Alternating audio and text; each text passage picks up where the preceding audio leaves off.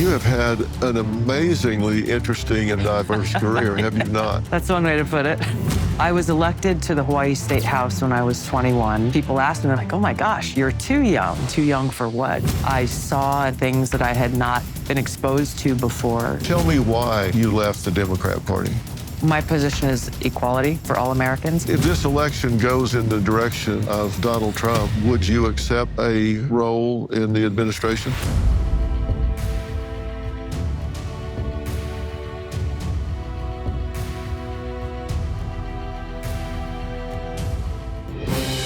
Tulsi Gabbard is an interesting American. You may know her because she's been in the headlines. She was a rising star in the Democratic Party.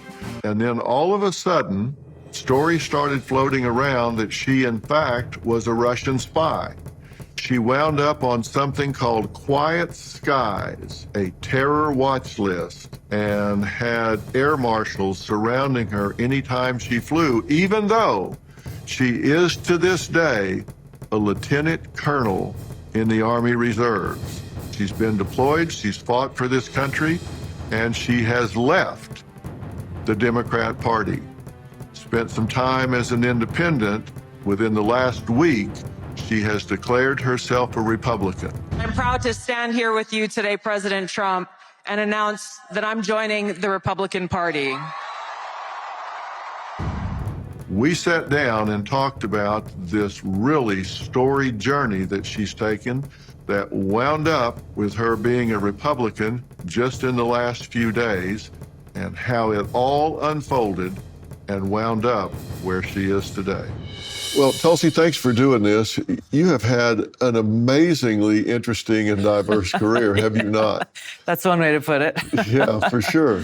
Were you the youngest person to ever be elected to Congress in Hawaii, or one of the youngest? Yes. I was elected to the Hawaii State House when I was 21. Yeah. I've been told I was the youngest woman ever elected in the country.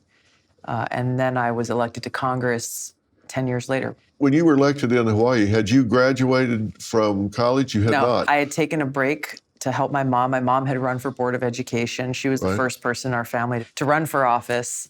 And I was at a point where I was thinking about going back to school and potentially studying political science. And then there was an open seat in the State House. And so it was like, all right, I can go and talk about it in a classroom, or I can actually just go and do it and be in a position to help solve problems. And I took that latter route and was elected. Were you opposed? Yeah, everyone else was very well established in their professions. It was interesting because they all took me for granted. When I knocked on their doors, they're like, oh my gosh, you're so young, or you're too young. And I just would respond and say, too young for what? Do you want these guys who are in office now, who are retired and kicking their feet up on the desk and not actually doing anything? Or do you want some fresh leadership and new energy and new ideas to actually get to work and deal with the challenges we have? Yeah. And you ran as a Democrat? Yes. And how long did you serve? I was there for one term. I was campaigning for re-election when our National Guard Brigade combat team was activated for a deployment to Iraq. Yeah. I was in a medical unit at the time and was not on the mandatory deployment roster. They had somebody already filling the job that I was trained in. And my commander called me and he said, hey, congratulations. You don't have to go. You can stay, keep campaigning, get reelected. It was not a contested race. Keep doing the good work, and then, we'll see you when we get back in a year and a half. I knew very quickly there was no way that I could stay home and watch them go. So I withdrew from my reelection campaign, volunteered to deploy, filled a different job that they needed filling. And we were away from Hawaii for 18 months, and we were in Iraq for about a year in 2005. Yeah. It was an experience that completely changed my life.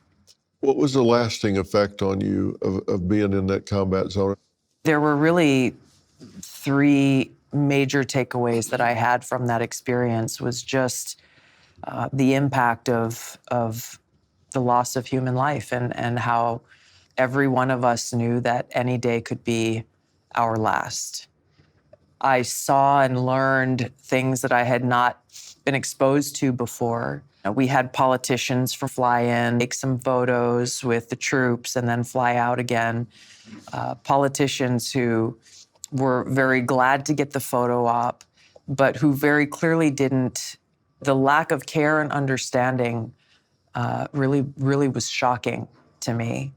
And then the third thing was the being exposed to the war profiteering of the military-industrial complex, even just on our camp and the operations that were happening in that country was incredibly eye-opening. And that whole experience is really, when I came back from that deployment, really felt compelled to find a way. And I didn't know exactly what it would be, but to find a way where I could take those experiences and try to affect those decisions being made about war and peace. You've advocated a non-interventionist foreign policy. Yeah. Fair to say? Yeah. Do you think those experiences there drive your non-interventionist foreign policy attitude? Yes. Yes, that was the beginning, and it caused me to really take a deeper dive into our country's history and present day approach to foreign policy that has for too long largely been interventionist, in the sense of let's go out and be the policemen of the world and go and topple dictators we don't like and protect the ones we do like and try to build little mini Americas around the world, and not really making these decisions based on what is in the best interest of the American people and our security. How do you balance that against what some describe as the world's need for U.S. leadership around the globe? Yeah, this has been the problem with, and it's not limited to one party, but it's really the uniparty of the war machine in Washington, is that the way that they assume we must exercise that leadership is through the use of either economic warfare or dropping bombs, rather than recognizing that peace through strength is multifaceted and requires the kind of direct engagement and diplomacy that we've seen over time from leaders like President Kennedy, with Khrushchev, and with Ronald Reagan, and quite frankly, with President Trump when he was first in office. People have been critical of Trump now and others that I think practice diplomacy by having a relationship with dictators around the world. Do you think that's a good thing or a bad thing, to have a rapport with somebody like Putin? It's a good thing. As our commander-in-chief, I would want that person to go and have a good rapport, to be able to pick up the phone and call Putin, call Kim Jong-un, call any leader in the world to advocate for our interests, for the interests of our country and our security.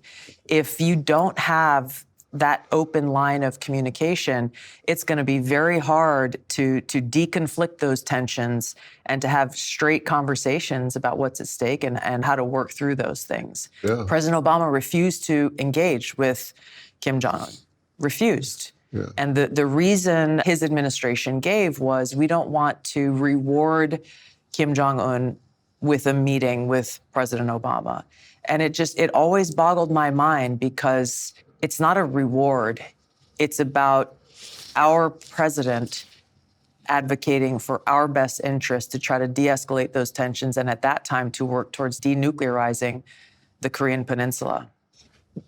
Was that attitude that Obama displayed then, was that a cornerstone of your disillusionment with the Democratic Party? I don't know that I would say it's a cornerstone, but it was one of the many reasons over time that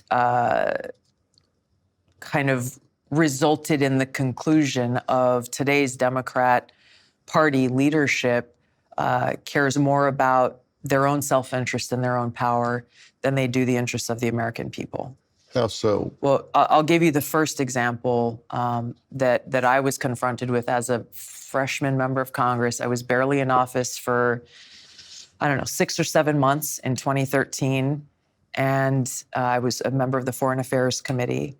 It was August recess, so all the members were back home and working in their district.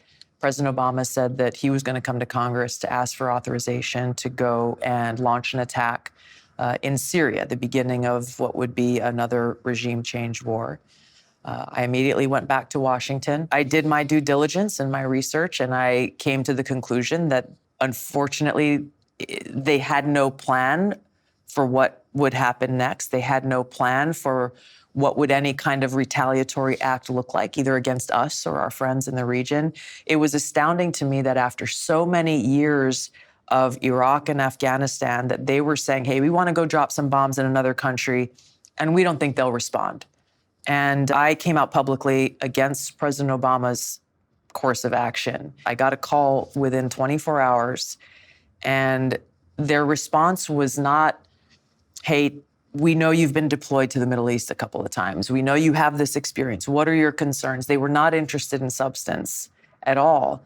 They admonished me for having the audacity to go against my president, the president of my party.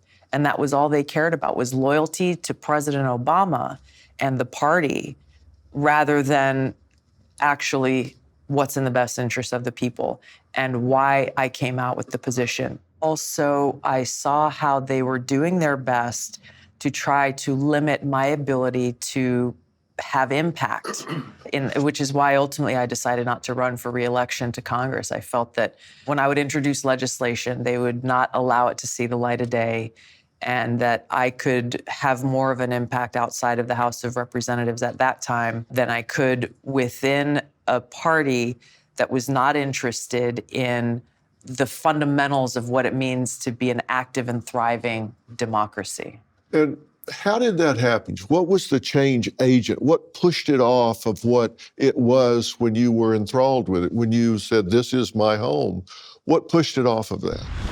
In times of uncertainty, stemming from economic volatility, political shifts, and global events, it's crucial to work together and unite as a country for a brighter future. Amid these challenges, it's important to take proactive steps to monitor and protect your finances and retirement accounts. That's why I'm turning to physical gold and silver to help protect my accounts, and you should too. Gold and silver prices reached record highs this year, and central banks are buying gold like never before. So get started today with Preserve Gold, the only precious metals company I trust and recommend.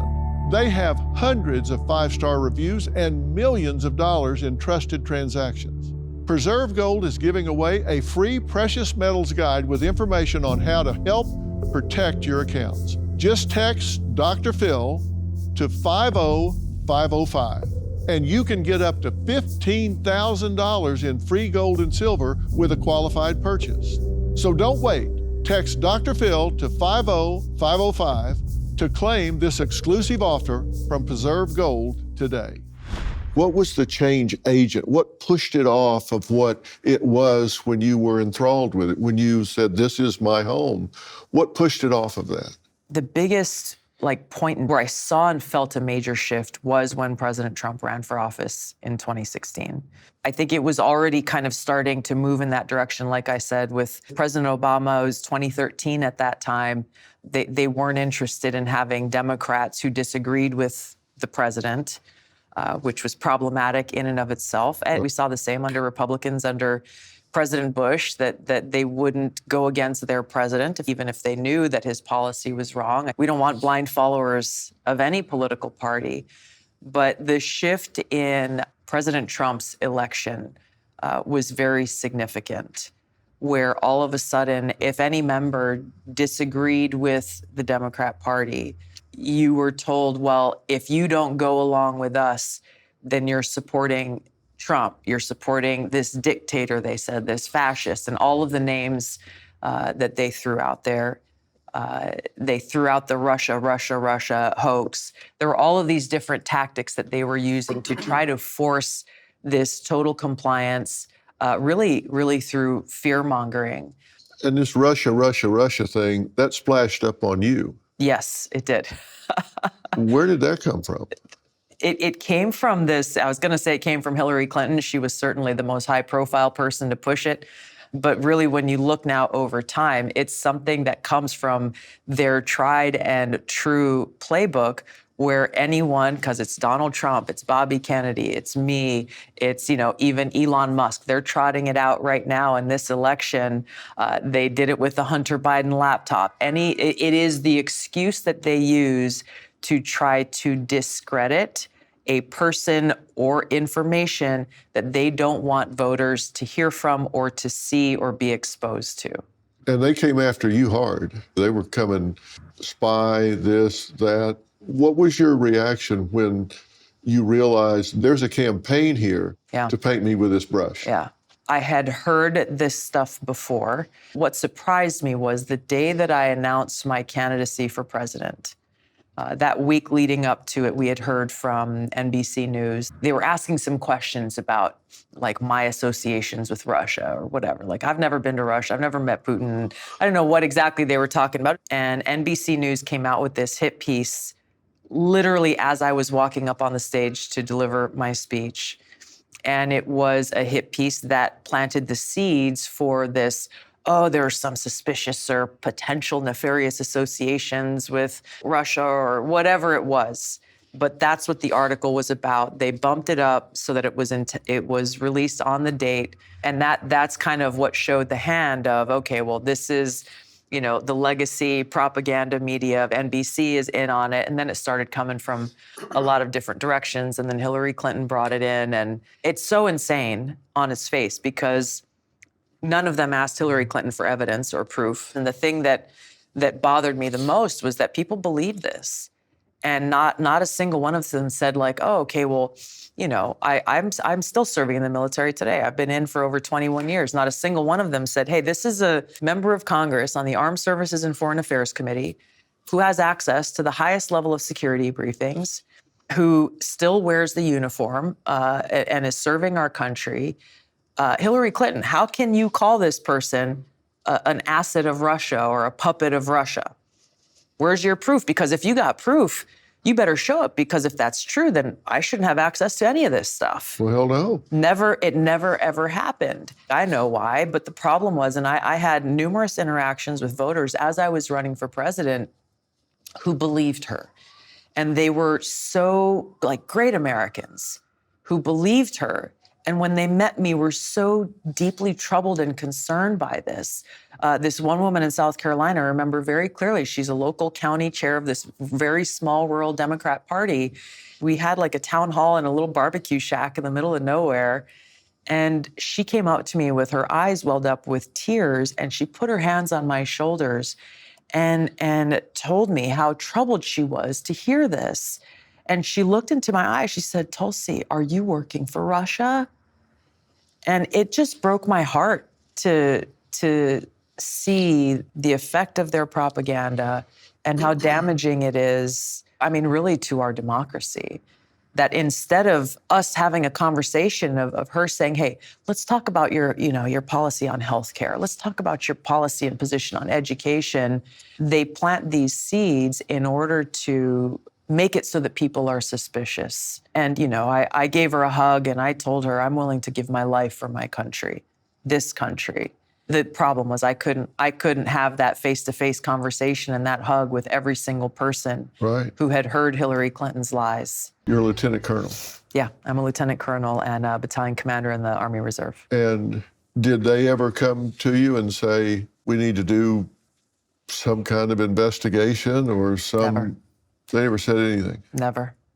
And even most recently, in kind of one of the latest acts of political retaliation under the Harris-Biden administration, the very next day after I criticized Kamala Harris in a live TV interview and warned the American people, as I did back in 2019 when she was running for president, I warned the American people about how dangerous she would be as commander-in-chief, about how she would try to mask her insecurity and her weakness and try to appear strong as a commander-in-chief and prove her strength by using our military to accomplish that and needlessly putting people's lives at risk. The very next day after I did that interview, they added me to this secret domestic terror watch list called Quiet Skies.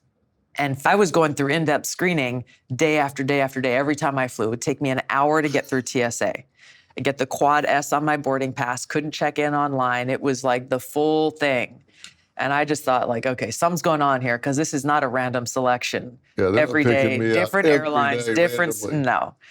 But these air marshals came forward because they did not want to be used as pawns in what they clearly saw was a political attack.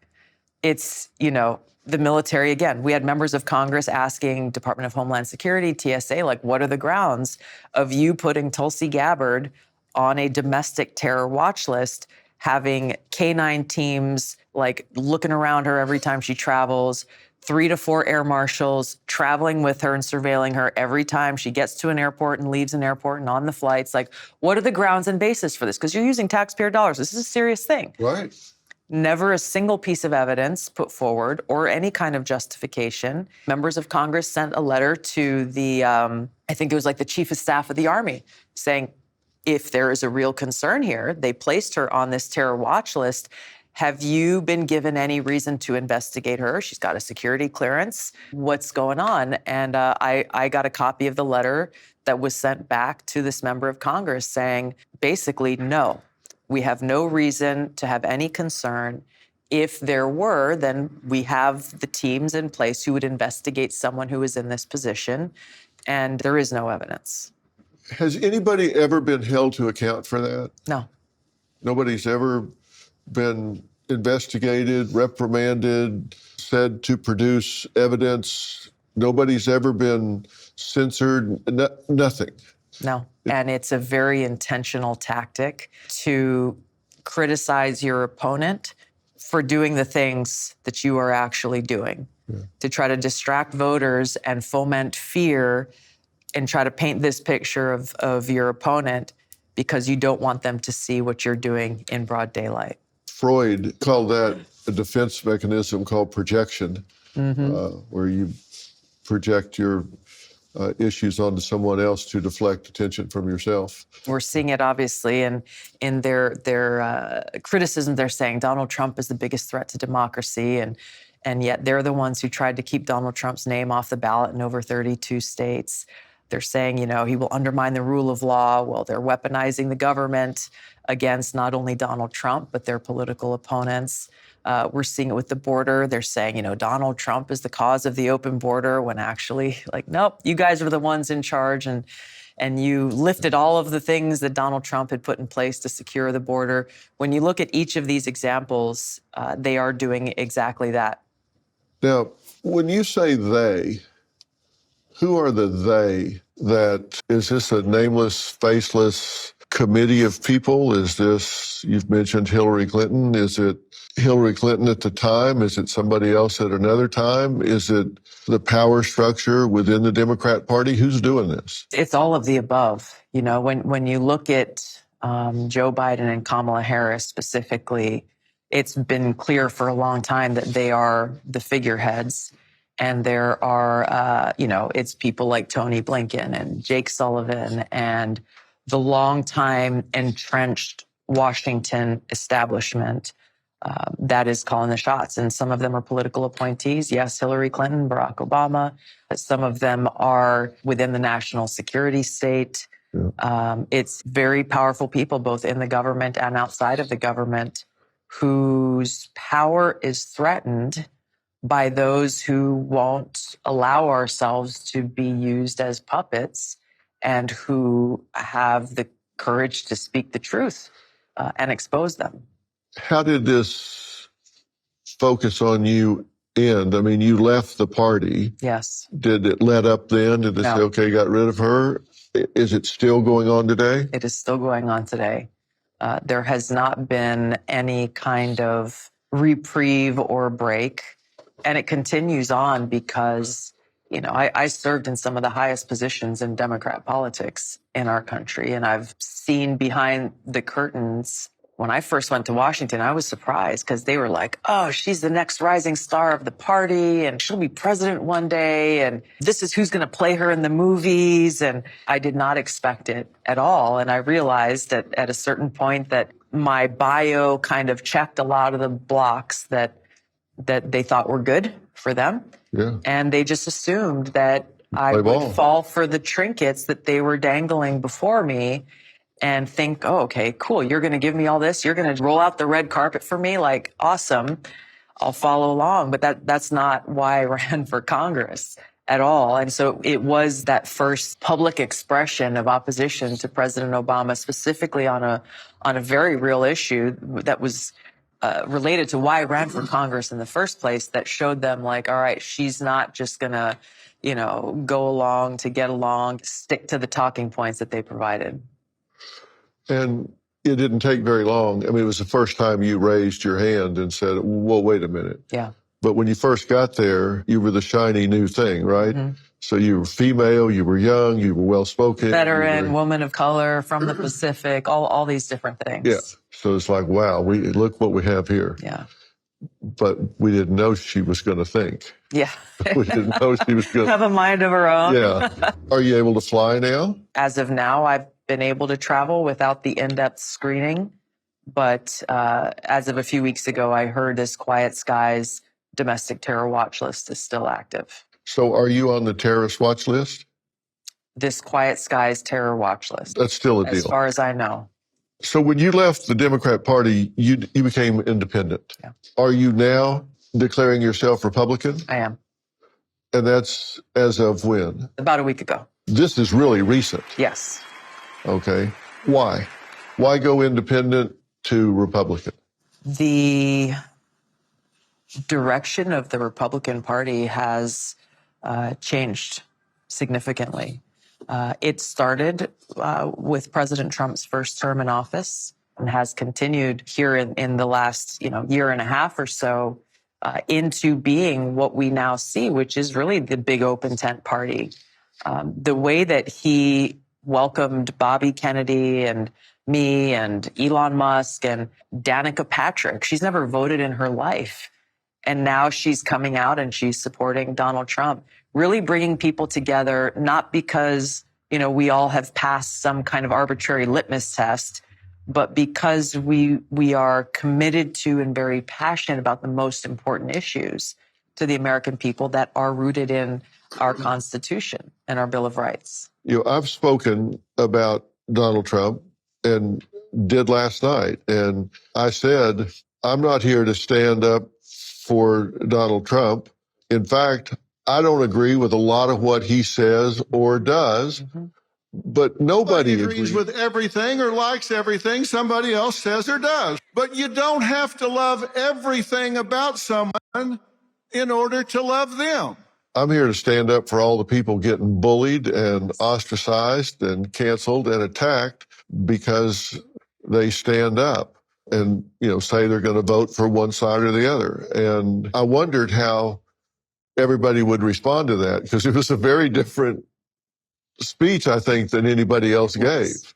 It was. And I wondered how that crowd would respond to that. And I said, if your neighbor says they're going to vote for the other side, you should say, hey, that's okay. I still love you. Vote how you want to. Vote your conscience. It's okay. I still love you. We're all Americans. And you got a big applause to that line. I did. If you were an American on 9/12, stand up right now. If you were an American on 9/12, stand up right now. That's who we were. That's who we are. That sold-out crowd at Madison Square Garden. Yeah. And I saw Melania and President Trump after that, and they both said, that was great. You're really calling for unity here, and we love that. It was a powerful message that you delivered, and you're right, it stood out and was very unique and different from many of the other speakers, and such an important one. Well, I think it's so important. That's why I referenced 9/12. Yes. Not 9/11, 9/12, because the morning of 9/12, there weren't any Democrat or Republicans. That's right. We were all Americans. Everybody was an American. Somebody had attacked us, all of us.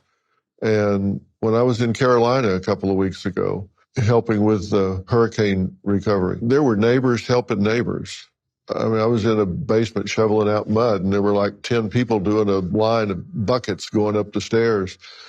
Nobody asked the person they were handing the bucket to, what's your affiliation? What are your pronouns? They didn't ask anything. They just asked, hey, thank you. Yeah. Thank you. Thank you. And they all wore themselves out and sat under a tree together and talked. They were just all Americans helping a neighbor. Yeah. It was America at its best. Yeah. And I just hope we don't have to have some seismic event to remind us again that we're all in this together. It's okay to have differences. I would hate if we were all of one mind. How boring would that be? And, you've got to have flint and steel to spark ideas. I mean, the same is true in just like your own personal relationships. Oh my God, I've been married 48 years. I would hate to be married to me. Yeah, right. I want to be married to somebody who's different. Or some robot that just says, yes, yes, dear, yes, honey. Like, that's, again, where, like, the things in our everyday lives that are real, where none of us agree on everything, but you love someone and you respect them, even if you end up disagreeing and saying, you know what, got it, you're coming from a different place. That's your right. Yeah. But in the party that I left, that was the way it used to be. And that's no longer the case. I never voted ticket. Right. I always voted policies and looked for who was doing what at a given time. But I've written a book called We've Got Issues, How to Stand Strong for America's Soul and Sanity. And I talk about the tyranny of the fringe. It seems like we've got these fringe factions, really on both sides, that have a big megaphone and talk about these extreme issues that are being pushed. And it seems like the Democrat Party has really been hijacked by these extremists. There are just so many different examples of how big tech is manipulating the information that we get access to favor the Democrat candidate and the Democrat Party. We see the same thing in a lot of the legacy and mainstream propaganda media. We see a lot of the same thing from the national security state. It's all of these different powerful entities that benefit from having these figureheads who will do their bidding. And the fear that has been created, like I cannot comprehend still how not a single Democrat in the House of Representatives or the United States Senate, and neither President Biden or Vice President Harris has taken a stand for Title IX and fairness for women and girls in sports and education. Not a single one of them has stood up and said, hey, this is wrong to have boys competing against girls in girls' sports. And I don't believe that they all have bought into the insanity of that viewpoint. They are just terrified to get up and speak the truth because they don't want to be called a transphobe. They don't want to be called a bigot and all of the other names that they throw out there. Since you bring that up, you've had different positions on different LGBTQ issues, like gay marriage, and you've actually sponsored bills. You've then changed your position on that in the past. Where do you come down on gay rights issues? I'll ask that in a general sense as you sit here today. Yeah. My position is largely a libertarian position of equality for all Americans, however you choose to live your life, whoever you choose to love. That's up to every one of us to make those choices. One of the big impactful experiences that I had in how I viewed these issues came through my deployments to the Middle East, where I experienced and saw what it means for a government to try to act as the moral arbiter for its people. And obviously it was very extreme in some of the countries that I was in. They had the religious police out there. They would not allow, for celebrations or fireworks or music to be played on Christmas Day or on New Year's Eve. But really it came down to a conclusion that government shouldn't be in this business at all. Yeah. And at one point, I read a quote, and you can correct me if I'm wrong. You had said that the Florida bill that is inaccurately referred to as Don't Say Gay bill, because it doesn't say that anywhere, didn't go far enough. Did you say that? And where do you stand on those issues now? I'd have to go back and look at the details of that bill, but I think that what I was referring to was the fact that the legislation, I think, kicked in around middle school. My point in that statement was that this kind of sexualization of our kids does not belong in our public school system at all. Do you have a problem with gay marriage? Do you support it? I don't think the government should be in the business of deciding who gets to marry who. As long as the government is involved, it should be equal, whether you're straight or gay or Yeah, and those that's rights should important apply for equally. reasons of insurance coverage. It really matters to people whether or not the government recognizes them as a couple or not. And you don't have a position to block that. No, of course not. Yeah, but at one time you did. A very long time ago. Yeah, that was back in the early... Probably 20 years ago. I've taken very strong and controversial positions about the Israeli-Hamas conflict and said that I think our elite universities are fostering intellectual rot by allowing or even fostering these demonstrations on campuses in support of known terrorist groups against a critical ally of America in Israel. I've interviewed Prime Minister Netanyahu about it, and I've seen these protests and demonstrations going on that tell me that we just don't have critical thinking happening on our university campuses. We still have American hostages being held.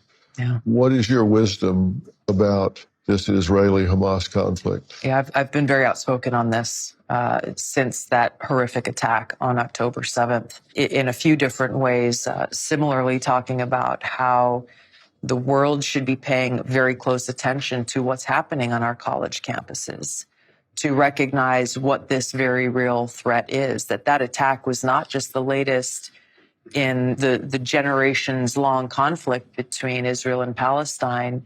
It's the latest front of this objective that these radical Islamist terrorist groups like Hamas and Hezbollah and ISIS and Al-Qaeda and others around the world, their ultimate goal and objective is to establish a global Islamist caliphate, and that we must all live under their Sharia law and that caliphate.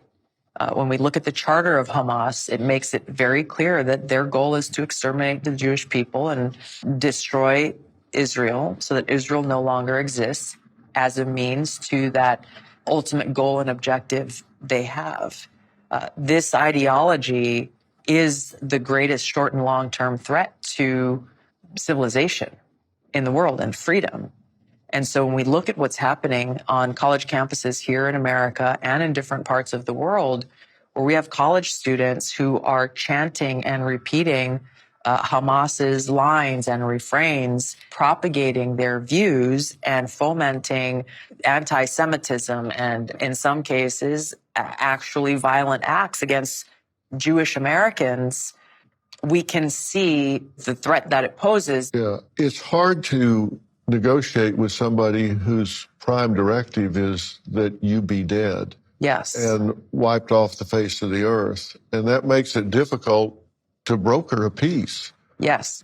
I've been to Israel, and I've been to the site of the Nova Music Festival and interviewed people that were there. And I've been to so many places that were attacked in their homes. And something that was a revelation to me is they were telling me that when Hamas invaders came in and they were hiding in their safe rooms, that what they heard through the door were Palestinian women and children ransacking their homes out there. These weren't just Hamas militants, but Palestinian populace just coming through the hole in the fence and just invading their home, taking everything that they could get their hands on. It made me wonder if there is a line to be drawn between Hamas and Palestinians. It's hard to tell where that line is drawn when I had multiple people telling me that. Yeah. And that's something I hadn't heard until I talked to the people that actually had their homes invaded. Yeah. Well, I think the Palestinian people have been also subjected to death and suffering under Hamas's rule. Yeah, people say, well, why don't they just kick them out? Well, it's a little hard to kick them out when they control the food, the medicine, the weapons. It's kind of like, yeah, say something about it, you're going to get shot in the head. So Yeah. it's a tough situation. I think this is why the defeat of Hamas is so important. Yeah. On many levels. Well, Netanyahu may not be real popular in Israel with the people on a lot of issues, but I do believe he's going to finish that war. Yeah. He's going to finish it because I think he believes that if he doesn't, it could be the end of Israel. And he looked me square in the eye and said, with or without the international community, I'm going to finish this. Yeah. And I looked him in the eye and I saw resolve. There were more Jews killed in one day than since the Holocaust. He said, we didn't have the ability to fight back then. We do now, and we are now. Yeah. And he was very clear about that. Yeah. If this election goes in the direction of Donald Trump, would you accept a role in the administration? I would, if it was a role that I felt that I could actually be effective in helping to lead, specifically in President Trump's goals and objectives related to our foreign policy and our country's security. I'd be honored to help bring about that change. When you listen to the kind of transformational change he's talking about, that Elon Musk is talking about, that Bobby Kennedy, myself, and others are talking about, it's going to require a lot of leaders of courage with a strong backbone to take on the entrenched bureaucracies and multitude of special interests in Washington. It needs to happen. The American people deserve so much better than what we have, and to be in a position to help carry that out, I'd be honored to serve. Thank you for being here. Thank you, Phil. I appreciate it. See ya.